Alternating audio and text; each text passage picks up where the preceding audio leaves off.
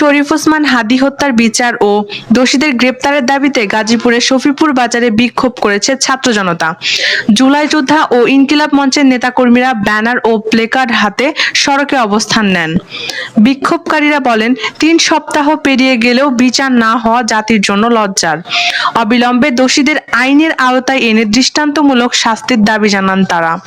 বিস্তারিত জানুন প্রবাহ নিউজ 24-এ।